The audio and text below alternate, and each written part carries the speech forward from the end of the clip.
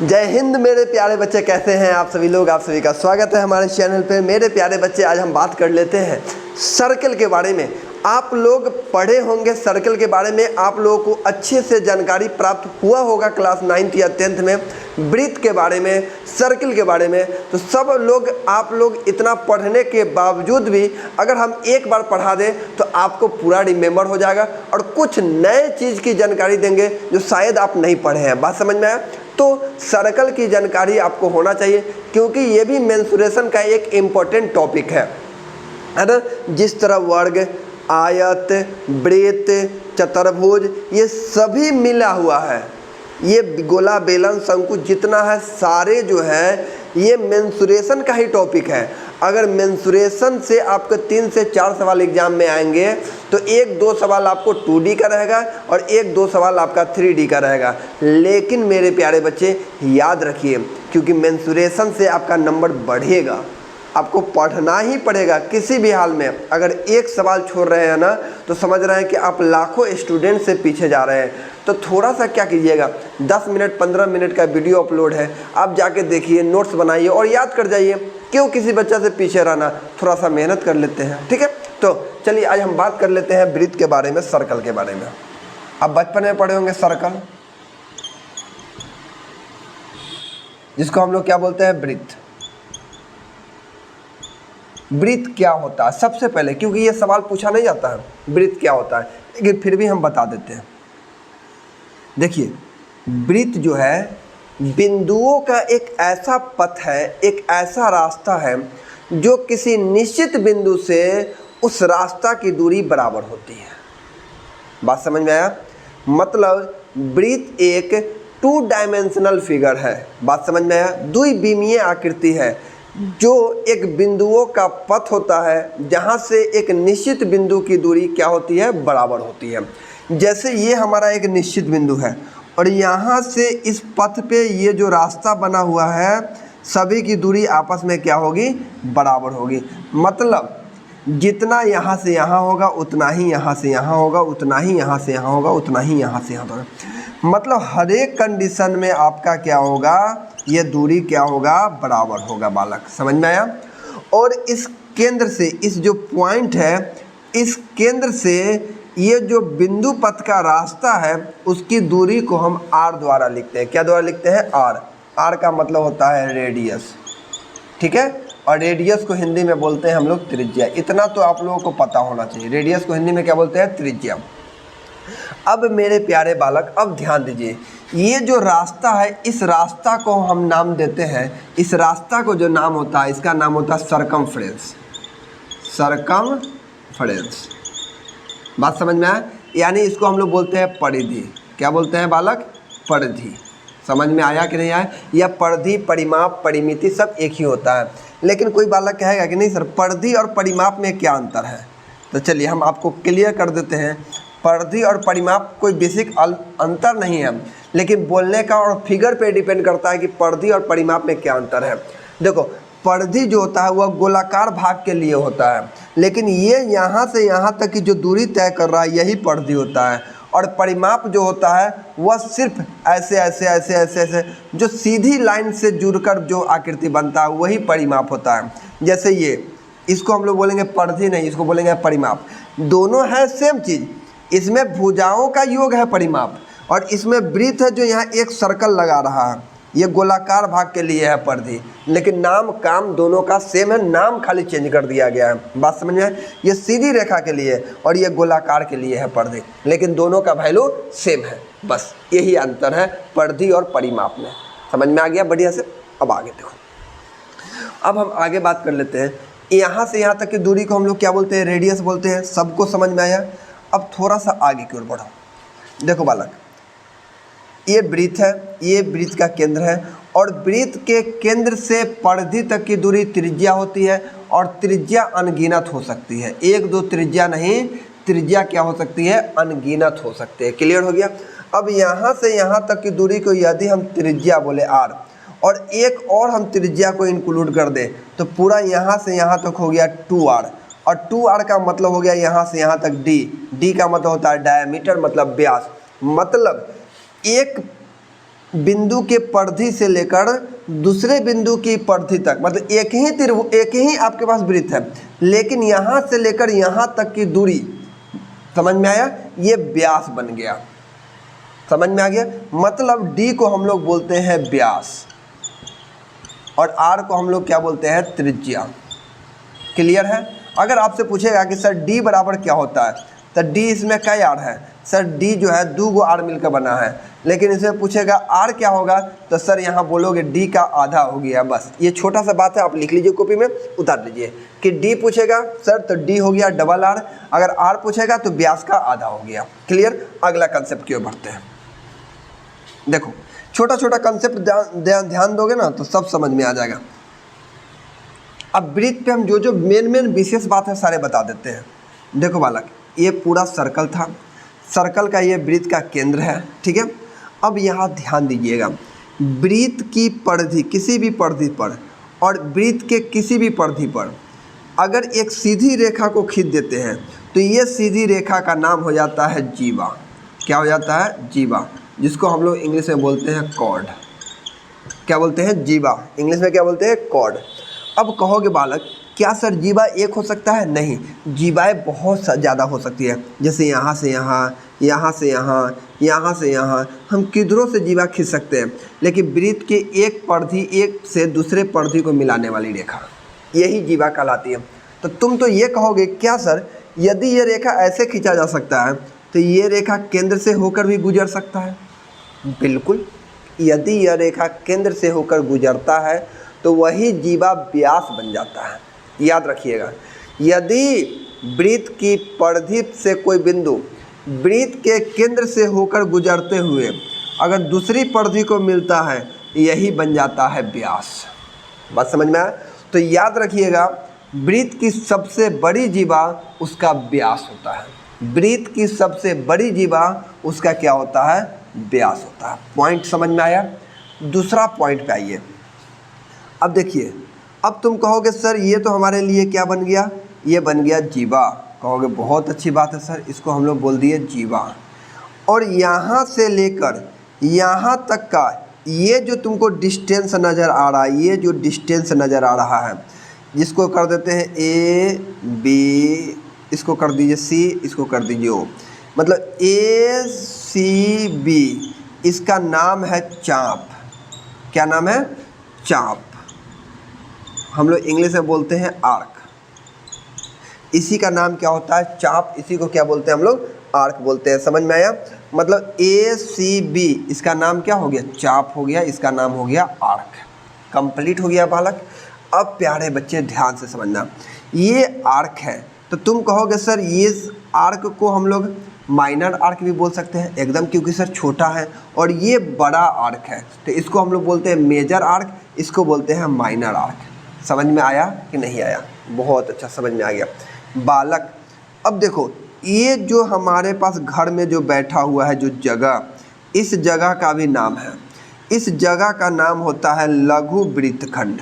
English में ही बताते हैं, लघु वृत्तखंड। लिख लीजिए आप लोग कॉपी में। लघु वृत्तखंड क्या होता है, तो जीवा से लेकर चाप से घिरी हुई आकृति वह बन जाता है लघु वृत्तखंड या वृत्तखंड बोलो। अब छोटा है तो लघु है, ये पूरा बड़ा हुआ ये भी चाप है बालक, यहाँ से यहाँ तक ये भी चाप है ना। जब यह चाप है तो ये भी जीवा है, तो ये भी तो भाग घिरा हुआ है, तो ये पूरे भाग बनता है दीर्घ वृत्तखंड। दीर्घ वृत्तखंड। अब समझ में आया? ये हो गया लघु वृत्तखंड, ये हो गया दीर्घ वृत्तखंड। लघु वृत्तखंड को इंग्लिश में बोलते हैं माइनर सेगमेंट। क्या बोलते हैं? Minor segment. और दीर्घ को बोलते हैं मेजर सेगमेंट। लिख लीजिए, माइनर सेगमेंट और मेजर सेगमेंट। कंप्लीट हो गया। अब देखो, अब छोटा सा ध्यान देना, ये वृत्त है और वृत्त का केंद्र है। अगर वृत्त की दो त्रिज्याएं से जो घिर जाती है आकृति, ये जो आकृति घिरा हुआ है, इस आकृति का नाम होता है त्रिज्यखंड। क्या होता है? त्रिज्यखंड। यानी इसको हम लोग बोलते हैं सेक्टर। बात समझ में आया? ये जो आकृति है इसका नाम है सेक्टर। तो तुम कहोगे क्या सर ये भाग भी तो एक बन रहा है, ये भी तो भाग है, तो ये है दीर्घ त्रिज्यखंड, ये भी त्रिज्यखंड ही है, लेकिन इस त्रिज्यखंड का नाम होता है दीर्घ त्रिज्यखंड, दीर्घ। और यह लघु त्रिज्यखंड, मतलब minor segment and minor sector, major sector. समझ में आ गया? सर त्रिज्यखंड क्या होता है, लघु वृत्तखंड क्या होता है, दीर्घ वृत्तखंड क्या होता है, त्रिज्यखंड क्या होता है, कॉपी में अच्छे से लिख के समझो कौन भाग को, कौन से भाग को क्या बोलते हैं। ये दो त्रिज्याओं और चाप से घिरा हुआ आकृति वही कहलाता है त्रिज्यखंड। क्लियर हो गया? और ये वाला भाग भी त्रिज्यखंड ही है। अब हम बात कर लेते हैं बालक, अब देखो आप सबको पता होगा कि सर यदि त्रिज्यखंड का क्षेत्रफल पूछा जाए, त्रिज्यखंड का क्षेत्रफल बहुत इंपॉर्टेंट है, त्रिज्यखंड का क्षेत्रफल क्या होगा? त्रिज्यखंड का क्षेत्रफल होता है पाई आर स्क्वायर थीटा बटा 360 डिग्री। पहला बात समझ में आया? ठीक है। अगर पूछा जाएगा कि सर त्रिज्यखंड का परिमाप क्या होता है, त्रिज्यखंड का परिमाप क्या होता है, ठीक है। आपसे पूछा जाएगा चाप की लंबाई क्या होता है, चाप की लंबाई क्या होता है। तो अब मेरी बात सुनिए, यदि चाप की लंबाई पूछा जाए बच्चा, चाप की लंबाई ये बहुत इंपॉर्टेंट है, आता है यहाँ से लेकर यहाँ तक की दूरी को चाप बोलते हैं। तो चाप की लंबाई होता है पाई आर थीटा बटा 180 डिग्री। बस आप चाप की लंबाई को याद कर लो कि पाई आर थीटा बटा 180 डिग्री। यदि त्रिज्यखंड का परिमाप आप पूछ रहे हैं, त्रिज्यखंड का परिमाप, तो तुम कहोगे सर ये जो त्रिज्यखंड है इसमें तो 2 गो त्रिज्या है और साथ में चाप की भी लंबाई है, तो पूरे को इंक्लूड कर देंगे तो यही तो मेरा परिमाप होगा। कहा सर क्या बात कहे हैं आपने, मेरे दिल की बात छीन लिया। मतलब पाई आर थीटा बटा 180 डिग्री और प्लस इसमें कै गो आर है सर, 2 गो आर है, यही हो गया इसका परिमाप। अब याद तो रखना पड़ेगा ना आपको, छोटा क्षेत्रफल हो गया पाई आर स्क्वायर थीटा बटा 360 डिग्री, त्रिज्यखंड का परिमाप पाई आर थीटा बटा 180 डिग्री प्लस 2 आर हो गया, और चाप की लंबाई पाई आर थीटा बटा 180 डिग्री। ये छोटा छोटा बात आपको याद रखना है। अब आपको याद रखना है वृत्त का क्षेत्रफल क्या होता है। ये अब ये नहीं याद रहेगा तो क्या होगा, वृत्त का क्षेत्रफल क्या होता है। तो वृत्त का क्षेत्रफल क्या होता है बालक, बोलेंगे पाई आर स्क्वायर। वृत्त का क्षेत्रफल क्या होता है, पाई आर स्क्वायर। वृत्त की परिधि क्या होता है, ये सब भी लिखना पड़ रहा है, जो बचपन में आप लोग पढ़े होंगे। वृत्त की परिधि क्या होता है, तो 2 पाई आर होता है। क्लियर हो गया। अर्धवृत्त का क्षेत्रफल क्या होता है, अर्धवृत्त का क्षेत्रफल क्या होता है, इसका आधा होता है पाई आर स्क्वायर बटा 2, मतलब हाफ पाई आर स्क्वायर होता है, वृत्त का आधा कर देंगे वही हो जाएगा। बात समझ में आया? चलिए ये छोटा छोटा बात था जो आपको याद रखना। त्रिज्यखंड हो गया, त्रिज्यखंड चाप की लंबाई हो गया। एक फार्मूला आते हैं हम लोग वृत्तखंड, और वृत्तखंड का क्या क्षेत्रफल होता है, तो इसके बारे में भी हम बात करेंगे। वृत्तखंड का क्या क्षेत्रफल होता है, लघु वृत्तखंड, दीर्घ वृत्तखंड। तो लघु वृत्तखंड और दीर्घ वृत्तखंड की अगर बात करेंगे तो वो भी बहुत लंबा चौड़ा फार्मूला होता है, आर स्क्वायर पाई थीटा बटा 360 माइनस 1/2 साइन थीटा हो जाता है। तो ये आपको याद रखना है। चलो लिख ही देते हैं। अगर हम वृत्तखंड की बात करते हैं, क्या होता है वृत्तखंड का क्षेत्रफल, आप लोग लिख लो आर स्क्वायर पाई थीटा बटा 360 माइनस 1/2 साइन थीटा। ये वाला लिख लीजिएगा आप, वृत्तखंड का फार्मूला, क्यों लंबा चौड़ा फार्मूला होता है, इसको अच्छे से लिख लीजिएगा, ठीक है। तो ये बेसिक बात है जो आप लोगों को याद होना चाहिए। इसके बाद हम आपको क्या बताएं, अब हम यहाँ से सीट 2 स्टार्ट कर रहे हैं, जो आप सभी लोग जो है सीट 2 के सवाल को सॉल्व करेंगे। ये बेसिक बात था। अब सीट 2 आइए सभी लोग देखिएगा, एक एक सवाल को हम सॉल्व करना शुरू करते हैं। सीट 1 आप लोग कराएंगे, फिर सीट 2 कराएंगे। तो पहले सीट 2 है, देख लेते हैं। सीट 1 करा चुके हैं और सीट 2 देखिए। कहा गया है कि एक वृत्त के त्रिज्यखंड का क्षेत्रफल, देखो त्रिज्यखंड से ही शुरू है, ये वृत्त है, इस सीट 2 चल रहा है, कॉपी में लिख लीजिए सीट 2, ठीक है। ये वृत्त का केंद्र है और ये वृत्त का क्या है, त्रिज्यखंड है। एक त्रिज्यखंड का क्षेत्रफल 308 मीटर स्क्वायर है और इसका केंद्रीय कोण, ये जो कोण बनता है ये केंद्रीय कोण होता है, ये 45 डिग्री है। तो हमसे पूछा गया वृत्त की त्रिज्या। तो देखो वृत्त का त्रिज्यखंड, वृत्त का त्रिज्यखंड का क्षेत्रफल क्या होता है sir, pi R square theta बटा 1 कितना होता है 360 डिग्री, ठीक है। वृत्त का त्रिज्यखंड का वैल्यू दे दिया गया 308, पाई के जगह पर डालेंगे 22/7, आर स्क्वायर मुझे पता नहीं, थीटा के जगह पर 45 डिग्री बटा हो गया 360 डिग्री। ठीक है, 45 से ये कटेगा, कितना बार में कटेगा, तो तुम काट लो सर, 45 दूना 90, 90 दूना 180, 180 दूना होता है 360। बात समझ में आया? तो यानी 8 बार कटेगा। कितना बार कटेगा? 8 बार। अब तुम कहोगे सर बहुत अच्छा, यहाँ तो 8 इधर चला जाएगा, 308 गुने 8 बराबर 7 भी इधर आ जाएगा, क्योंकि बटा में आएगा तो 7 भी इधर आ जाएगा। तो यहाँ सिर्फ बचेगा 22r²। कंप्लीट है सर। ये 11 से कटेगा, 11 दूना 22, 11 से काटेंगे, 11 दूना 22, 11 8 88, और 2 से काटेंगे इसको कितना बार में? 14 बार में। कंप्लीट। अब यहाँ देखो r² बराबर 7 गुने 14 को लिख सकते हैं 7 गुने 2, और 8 को लिख सकते हैं 2 गुने 4। एकदम सही बात है सर। ये स्क्वायर हटेगा, यहाँ पे रूट चढ़ जाएगा। 2 गो 7 है, 1 गो 7 बाहर, 2 गो 4 है, 1 गो 2 बाहर, और यहाँ पर 2, 7 दूना 14, 14 दूना 28, त्रिज्या आ गया 28। ये पहला सवाल था। बहुत भारी सवाल है नहीं, सिर्फ आपको यहाँ फार्मूला वगैरह लिखने में मुझे समय बीता है, क्योंकि आप बनाएंगे नहीं। अब फार्मूला लिखेंगे नहीं, आप लोग देख के कॉपी में लिख लीजिए बगल में, तब बनाइएगा। ठीक है बालक, चलिए अगले सवाल की ओर बढ़ते हैं। 2 नंबर सवाल। 2 नंबर कहा गया कि 10 मीटर त्रिज्या और केंद्र में 90 डिग्री के कोण त्रिज्यखंड का क्षेत्रफल की गणना करें। 10 मीटर त्रिज्या, ये है हमारे पास त्रिज्या क्या मीटर का है? 10 मीटर का। रेडियस 10 मीटर का, और कोण कितना डिग्री का बन रहा है? तो 90 डिग्री का कोण बन रहा है। अब ये सब उतना लिखने की जरूरी नहीं है। त्रिज्यखंड का क्षेत्रफल होता है πr² थीटा बटा 360 डिग्री। समझ में आया? पाई के जगह पर डाल दीजिए 22/7, त्रिज्या है 10 गुने 10, थीटा के जगह पर 90 डिग्री बटा है 360। ये कट जाएगा 4 बार में, ये 2 हो जाएगा, ये हो जाएगा आपका 11। ठीक है, इसको काट देंगे 5 बार में, 11 × 5 = 55, मतलब 550 बटा कितना हो जाएगा? 7, क्योंकि 2 तो कट गया सर। 7 × 7 = 49, 7 × 8 = 56, 7 × 7 = 49। ठीक है, और यहाँ पे आ जाएगा 78.5।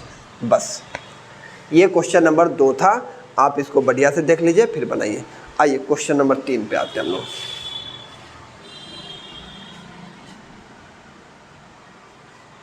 क्वेश्चन नंबर 3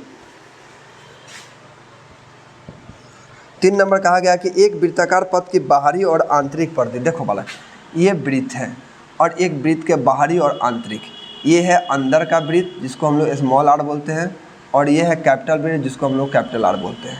बात समझ में आए? स्मॉल r कैपिटल R हो गया। अब कहा गया वृत्त के आंतरिक और बाहरी परिधि 5:4 है। देखो अगर हम बाहरी परिधि की बात करते हैं तो एक कैपिटल मान लेते हैं 2πr, और एक कहता है स्मॉल 2π r। बाहरी और आंतरिक परिधि, बाहरी परिधि दे दिया गया है 5, और आंतरिक परिधि कितना दे दिया गया है? 4। रेशियो में दिया गया है। यदि पथ जो है 50 मीटर चौड़ा है, मतलब ये जो रास्ता बना हुआ है इसकी चौड़ाई है 50 मीटर। बात समझ में है? यदि तुम यहाँ से कहोगे कि सर r निकाल दे या ना निकाले, इससे मुझे कोई मतलब नहीं है। ठीक है, देखो यहाँ तो हमसे पूछा गया है आंतरिक त्रिज्या क्या होगी, मतलब स्मॉल r का वैल्यू पूछा गया है। ये है हमारे पास 2π, ठीक है, दोनों का रेशियो दे दिया गया 2π स्मॉल कैपिटल R और 2π स्मॉल r, दोनों का रेशियो हमारे पास दे दिया गया 5:4। ठीक है, अगर हम इससे इसको उड़ा दें, इससे इसको उड़ा दें, ठीक है, तो r और r का अंतर, अब यहाँ का जो अंतर है इसका तो गैप है, बड़का में तो छोटका घटा देंगे।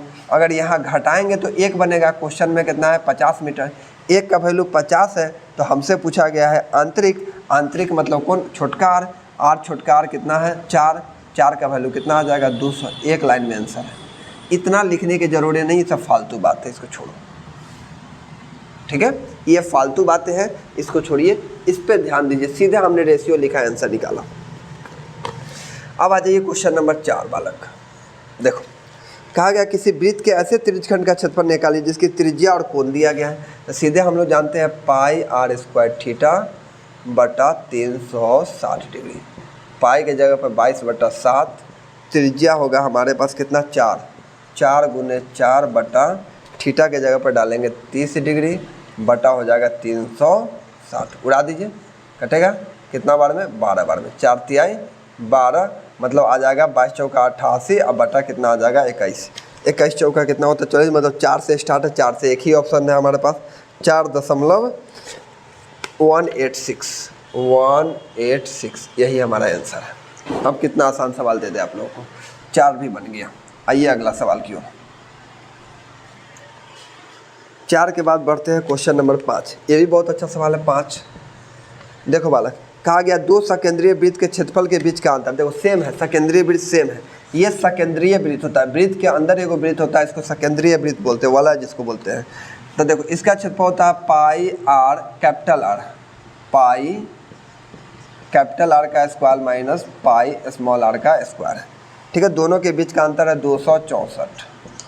हमसे पूछा गया उनके त्रिज्या के वर्गों के अनुपात, पाई कॉमन ले लीजिए, काम खत्म, बड़का आर स्क्वायर माइनस छोटका आर का, दोनों के वर्गों का स्क्वायर, 200 कितना 64, पाई की जगह पर 22/7 डालेंगे, 22 से इसको काट देंगे, 22 से 22 से कम 22, 22 दूना 24, 22 से 87, मतलब यही आंसर आ जाएगा हमारे पास, 12/7 = 84।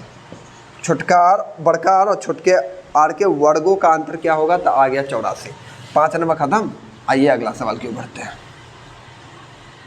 5 के बाद है क्वेश्चन नंबर 6। देखिए कहा गया एक वृत्त की व्यास की लंबाई, एक वृत्त की व्यास की लंबाई टी गुना, देखो वृत्त का व्यास मतलब होता है 2r, ठीक है। इसका हमको 3 गुना करना, व्यास का क्या गुना करना, 3 गुना, मतलब 3 गुना कितना आर हो जाएगा, 6r हो जाएगा, ठीक है। 3 गुना उसकी परिधि से 10 कम है, तो परिधि क्या होता है 2 पाई r, इससे कितना कम है 10 कम है, ठीक है। तो वृत्त की त्रिज्या अगर हम इधर इसको बुला ले 10 कम है ना, हाँ वेरी गुड। कहा गया वृत्त की व्यास की लंबाई का 3 गुना उसकी परिधि से 10 कम है, कोई दिक्कत नहीं। देखो बालक, यदि हम इसको 6r माइनस 2 पाई r बराबर -10, ठीक है। अगर हम यहाँ से इसमें से क्या कॉमन ले लें, अगर हम यहाँ पर लिख सकते हैं 22/7, तो 22/7 लिखेंगे, 22 दूना 44/7 हो जाएगा, 44/7। इसमें से r अगर हम कॉमन लेते हैं तो 6 माइनस 44/7 माइनस कितना हो जाएगा 10, 7×6 42, कितना आ जाएगा 7×6 42, और 42 इसमें से घटेगा तो कितना बचेगा -2/7 बराबर -10, इससे ही खत्म, 2×5 = 10, 7×5 = 35, मतलब r का वैल्यू कितना आ जाएगा 35 आ जाएगा। ये क्वेश्चन नंबर 6 था। अब इससे आसान क्या बताया आपको, समझ के पढ़िएगा तभी जाके कोई उपाय है। ये क्वेश्चन नंबर 6 था। अगला क्वेश्चन में बढ़ते हैं।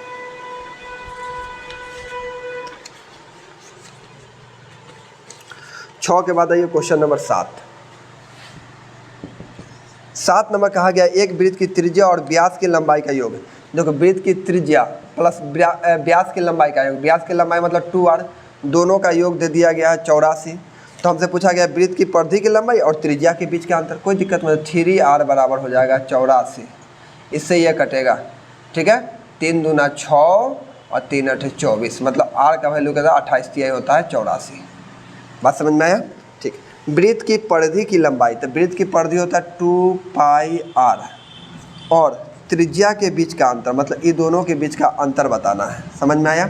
अब तो बनाना आसान है, यदि हम r कॉमन ले लें तो 2 गुने 22/7 माइनस कितना कर दें 1, r का वैल्यू हमको पता है, यहाँ पे 28 लिख देंगे, यहाँ हो जाएगा 44/7, ठीक है। 44/7 -1, 28, यहाँ 7 गुना हो जाएगा, 44 में से 7 जाएगा, कितना बच जाएगा 37 बटा कितना 7, 7 चौका 28, 7 चौका 28, 12 2 14, 148 सेंटीमीटर। ये है क्वेश्चन नंबर 8। ज़्यादा सवाल है नहीं इसमें, बस इस सवाल को आप देखते जाओगे, एक लेवल का सवाल सर है, आपको बस इतना सवाल को प्रैक्टिस करना। हम जिस तरह का आप लोगों को सवाल दे रहे हैं सब एग्जाम में पूछा गया है। किसी वृत्त की परिधि वृत्त की त्रिज्या से इतना अधिक है, वृत्त की जो परिधि है वह वृत्त की त्रिज्या से 481 अधिक है, तो त्रिज्या बताना। r को इधर बुला लेंगे, 2 गुने 22/7 मतलब 22 गुना 44/7, 44/7 r माइनस r। अगर r हम यहाँ से कॉमन ले लेते हैं तो यहाँ -1 सीधे लिख देंगे इधर 481। समझ में आया? 7 चौका 28, यहाँ से आगे हम घटा देंगे तो r का वैल्यू आ जाएगा 7 और घटा देते हैं 44 - 28, ये 7 है ना, यहाँ 7 रहेगा। ठीक है, तो यहाँ हो जाएगा हमारे पास 37 बराबर 481। अब ये कटेगा 11 तिया 33 नहीं, 12 से नहीं, 14 से नहीं, 14 15 16 17 17 तिया नहीं, 18 नहीं कटेगा, 16 48 नहीं, 15 14 7 चौका 28, 7 से ये कटेगा 91, 13 बार में कटेगा, 313 40, 13 बार में कटेगा और 13 सत्ते 51, आर का वैल्यू कितना आ जाएगा? 13 सत्ते 91 हो गया। यही हमारा आंसर है। बहुत काम तो हम माइंड में कर लिए, एक दो बार इसको स्क्रॉल करो अच्छे से, तब समझ में आएगा, तब बढ़िया से तुमको समझ में आ जाए कैसे कैसे बना है। 8 के बाद 9 नंबर आइए, सवाल क्या है? कहा गया है किसी वृत्त की परिधि एक समबाहु त्रिभुज की परिधि के बराबर है। किसी वृत्त का जो परिधि है वह समबाहु त्रिभुज की परिधि के बराबर है। यदि वृत्त की त्रिज्या 84 सेंटीमीटर है तो समबाहु त्रिभुज की प्रत्येक भुजा की लंबाई क्या होगा? बहुत अच्छा सवाल है। देखो, वृत्त की त्रिज्या दे दिया गया, r का वैल्यू दे दिया गया 84। यदि हम वृत्त की परिधि निकालें तो 2πr 2 गुने 22/7 गुने कितना हो जाएगा? 84, 12 सत्ते होता है 84। ठीक है, 22 दूना 44, 44 गुने 12, 12 चौका 48, 48 से 4 52। ये आ गया हमारे पास वृत्त की परिधि। जो वृत्त की परिधि है वह त्रिभुज की परिधि के बराबर है, मतलब तीनों भुजाओं का योग। त्रिभुज की परिधि मतलब तीनों भुजाओं का योग।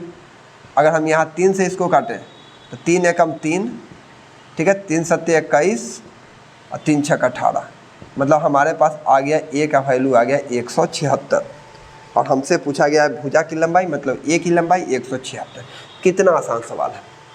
पहले हमने वृत्त का परिधि निकाला, वो बोला कि भाई साहब जो वृत्त का जो परिमाप है उसके बराबर है, तो 3a बराबर इतना, तो a बराबर 176, काम खत्म।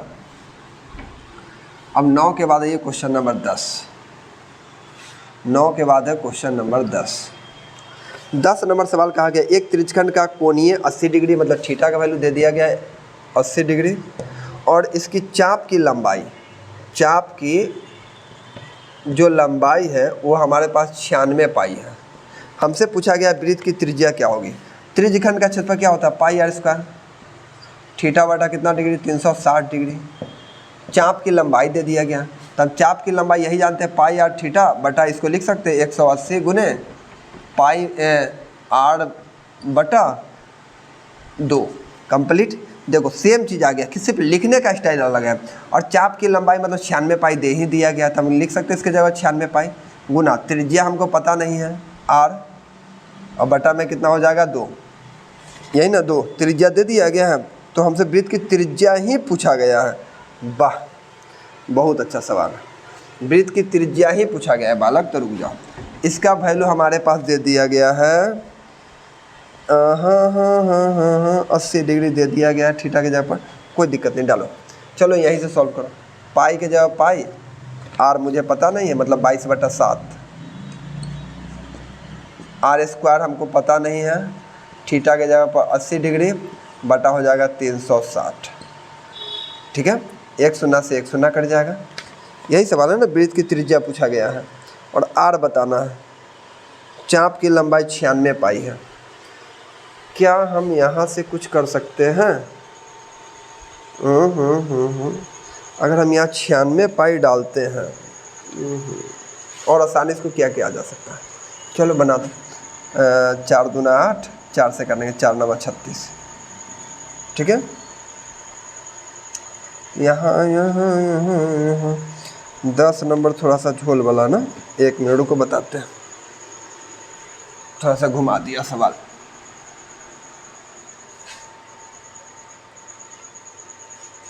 देखो फिर से बताते हैं 10 नंबर, ध्यान से देखना। थीटा दे दिया गया 80 डिग्री, 80 डिग्री।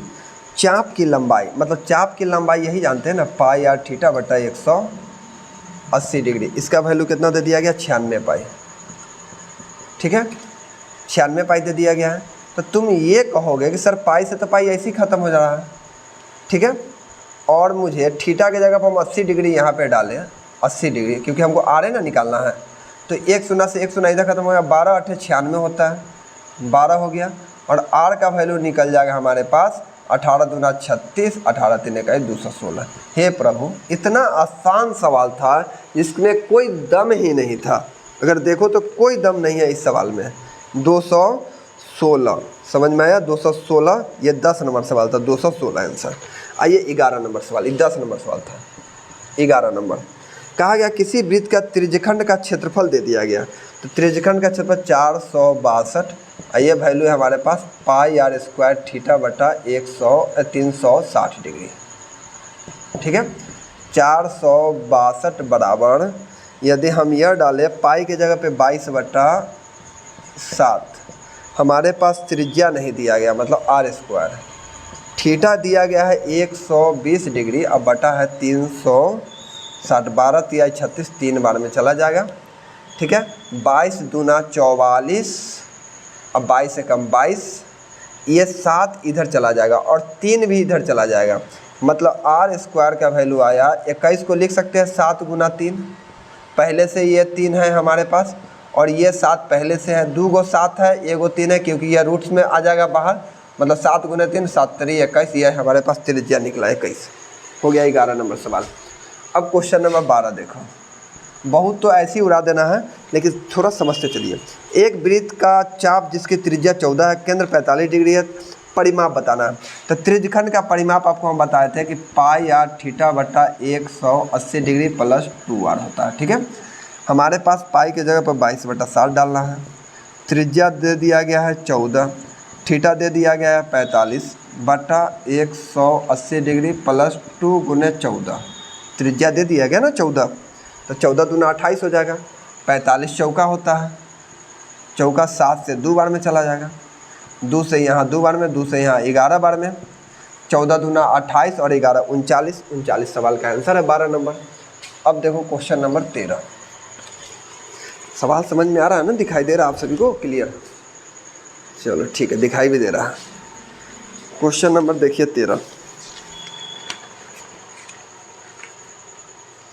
13 नंबर सवाल कहा गया दो वृत्त की त्रिज्या इतना इतना है, वृत्त की परिधि ज्ञात करें जिसका क्षेत्रफल दोनों वृत्त के क्षेत्रफलों का योग है। दो वृत्त की त्रिज्या मतलब R1 दे दिया गया है 8 और R2 दे दिया गया है आपको 15, तब वृत्त की परिधि ज्ञात करना है, लेकिन क्षेत्रफल जो है इन दोनों वृत्त के क्षेत्रफल जो है किसी और वृत्त के क्षेत्रफल के बराबर है। अगर हम इसका क्षेत्रफल निकालें तब pi R square theta pi R square plus pi R square दोनों का जो किसी और वृत्त के क्षेत्रफल के बराबर है। आर के जगह पर 64, 8 पाई कॉमन ले सकते हैं, 8 8 64 और प्लस 15 का स्क्वायर होता है 225, पाई से ऐसे खत्म हो जाएगा, सीधे बचेगा आर स्क्वायर।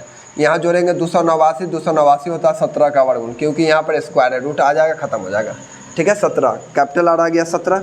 हमसे पूछा गया है परिधि, परिधि होता है 2 पाई आर, 2 गुना 22/7, आर का वैल्यू है 17, पाई के जगह पाई डालना है, कोई दिक्कत नहीं, पाई के जगह पाई, 17 दूना 34, 34 पाई आंसर हो गया, इसको डेसिमल में लाना नहीं था। 13 के बाद है क्वेश्चन नंबर आइए 14। 14 नंबर सवाल में ये कहा गया कि वृत्त की जो परिधि है 2 पाई आर वह वृत्त के व्यास के अनुपात है, मतलब 2r के 3:5 के अनुपात में दिया गया है।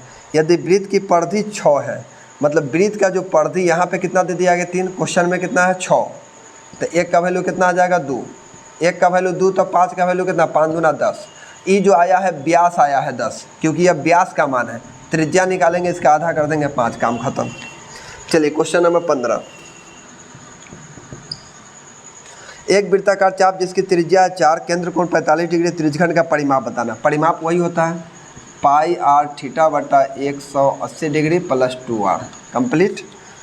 त्रिज्या 4 है, पाई में अच्छा पाई के जगह पर 22/7 डालो, त्रिज्या 4 है, थीटा के जगह पर 45 डिग्री डालना है बटा 180 डिग्री प्लस 2 गुने r मतलब 4 दूना 8, 45 चौका होता है, 4 से 4 ये ख़त्म हो जाएगा, है ना। अब ये जोड़ेंगे 8 7 56, 56 और 22, 56 और 22 हो जाएगा आपके पास 56 22 78, 78/7 मतलब आंसर आ गया 78/7 इस सवाल का आंसर है।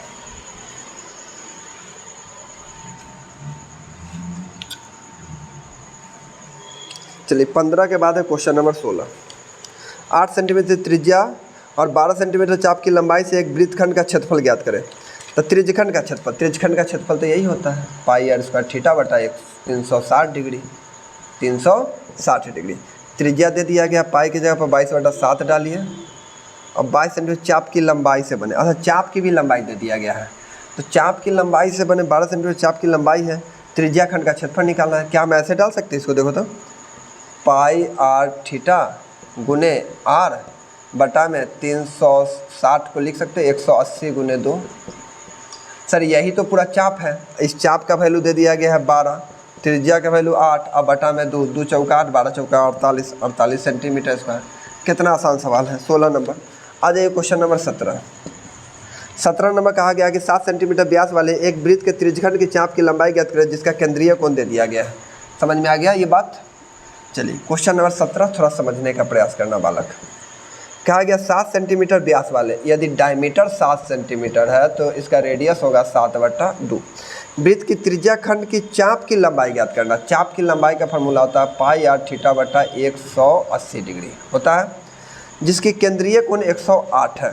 पाई के जगह पर 22/7, त्रिज्या हमारे पास 7/2 दे दिया गया, थीटा दे दिया गया है 108 डिग्री, बटा हो जाएगा 180 डिग्री। हमसे डेसिमल में आंसर पूछा गया, 7 से 7 खत्म हो जाएगा, ठीक है। अगर हम इसको 2 से काटे तो 11 बार में ख़त्म हो जाएगा।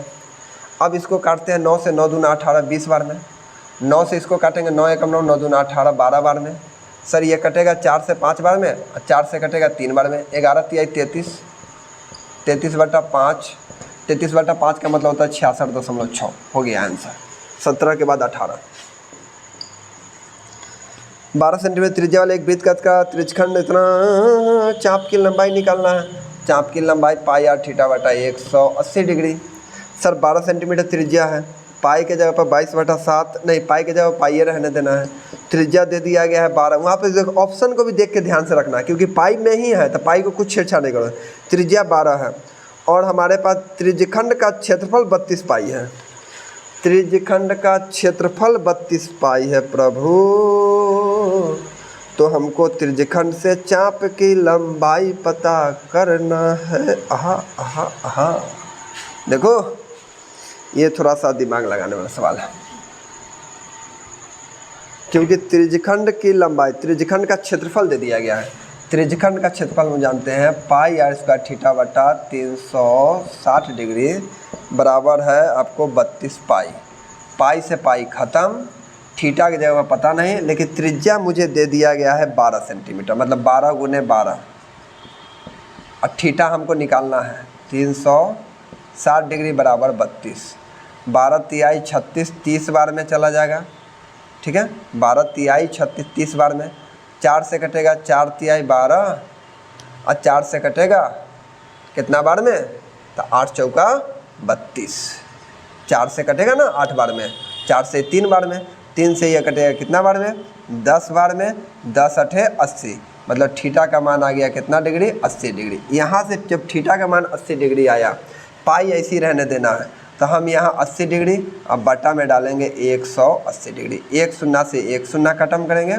सर यहाँ 4 हो जाएगा, यहाँ 9 हो जाएगा, 3 तिहाई 9, 3 चौका 12, मतलब आ गया 16/3 इधर पाई। यही हमारा सवाल का आंसर है। देख लो बालक, सवाल एक एक सवाल को हमने बहुत बेहतरीन ढंग से कंसेप्ट के साथ क्लियर कर दिया।